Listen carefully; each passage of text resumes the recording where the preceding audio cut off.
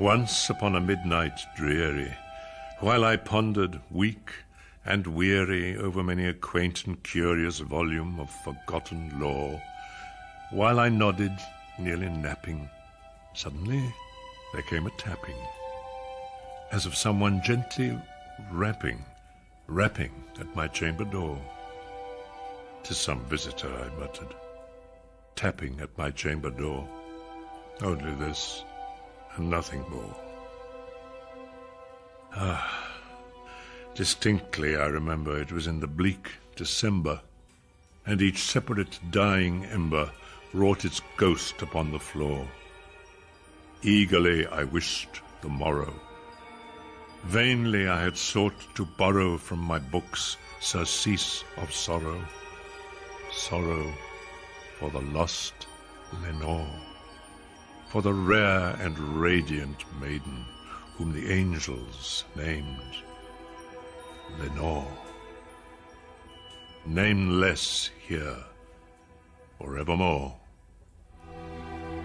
And the silken, sad, uncertain rustling of each purple curtain thrilled me, filled me with fantastic terrors never felt before, so that now, to still the beating of my heart, I stood repeating, "'Tis some visitor entreating entrance at my chamber door, some late visitor entreating entrance at my chamber door.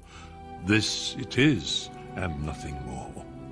Presently my soul grew stronger.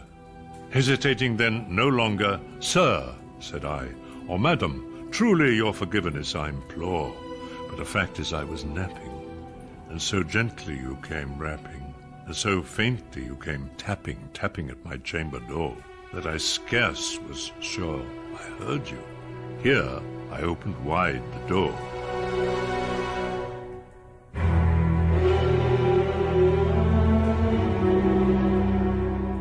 Darkness there, and nothing more. Deep into that darkness peering, long I stood there, wondering, fearing, doubting, dreaming dreams no mortal ever dared to dream before. But the silence was unbroken, and the darkness gave no token, and the only word there spoken was the whispered word, "Lenore." This I whispered, and an echo murmured back the word, "Lenore." Merely this, and nothing more. Back into the chamber turning, all my soul within me burning, soon again I heard a tapping somewhat louder than before. "Surely," said I, "surely that is something at my window lattice. Let me see, then, what thereat is, and this mystery explore. Let my heart be still a moment, and this mystery explore. 'Tis the wind, and nothing more. Open here, I flung the shutter, when, with many a flirt and flutter, in there stepped a stately raven of the saintly days of yore. Not the least obeisance made he, not a minute stopped or stayed he, but with mien of lord or lady, perched above my chamber door, perched upon a bust of Pallas, just above my chamber door, perched and sat, and nothing more.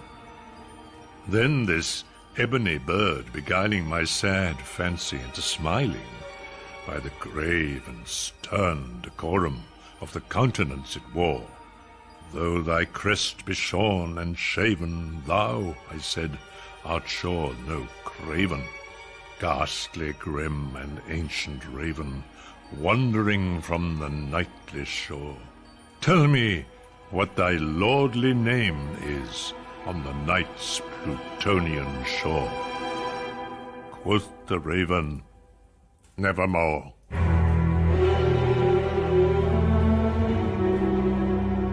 Much I marvelled this ungainly fowl to hear discourse so plainly, though its answer little meaning, little relevancy bore. For we cannot help agreeing that no living human being ever yet was blessed with seeing bird above his chamber door. Bird or beast above the sculptured bust above his chamber door, with such name as Nevermore. But the raven, sitting lonely on the placid bust, spoke only that one word, as if his soul in that one word he did outpour. Nothing further then he uttered, not a feather then he fluttered. Still I scarcely more than muttered. Other friends have flown before. On the morrow will he leave me, as my hopes have flown before. Then the bird said, Nevermore.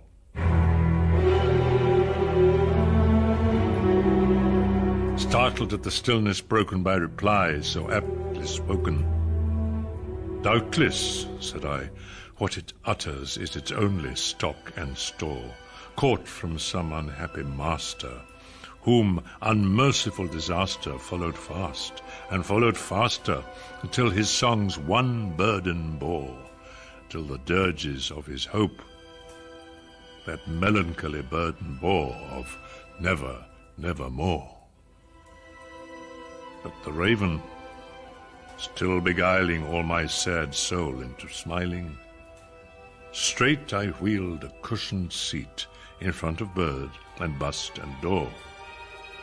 Then upon the velvet sinking, I betook myself to linking fancy unto fancy, thinking what this ominous bird of yore, what this grim, ungainly, gaunt, and ominous bird of yore meant in croaking, Nevermore. This I sat engaged in guessing, but no syllable expressing to the fowl, whose fiery eyes now burned into my bosom's core. This and more I sat divining, with my head at ease reclining, on the cushion's velvet violet lining that the lamplight gloated o'er. But whose velvet violet lining, with the lamplight gloating o'er, she shall press, nevermore. Then methought the air grew denser, perfumed from an unseen censer swung by seraphim, whose footfalls tinkled on the tufted floor. Wretch, I cried, thy God hath lent thee. By these angels he has sent thee respite, respite and nepenthe from thy memories of Lenore. Quaff, oh quaff this kind nepenthe, and forget this lost Lenore. Quoth the raven, Nevermore.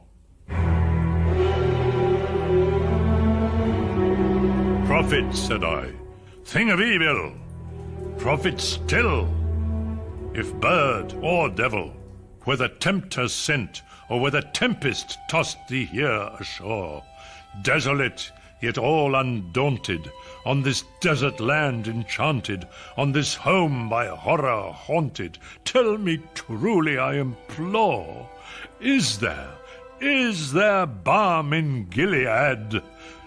Tell me, I implore.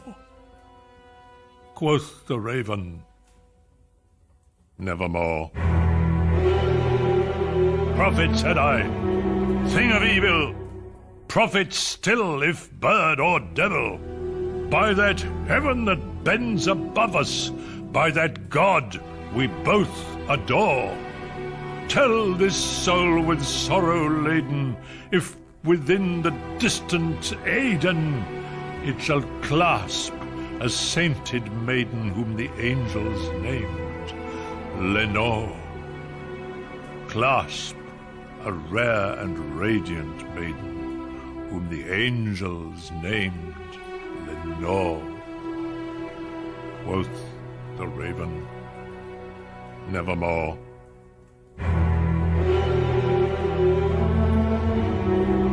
Be that word our sign of parting, bird or fiend, I shrieked, upstarting, get thee back into the tempest and the night's Plutonian shore.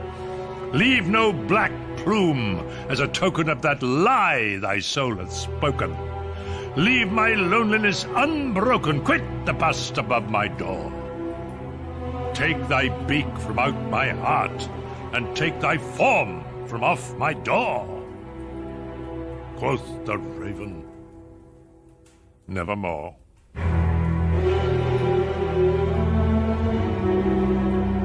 And the raven, never flitting, still is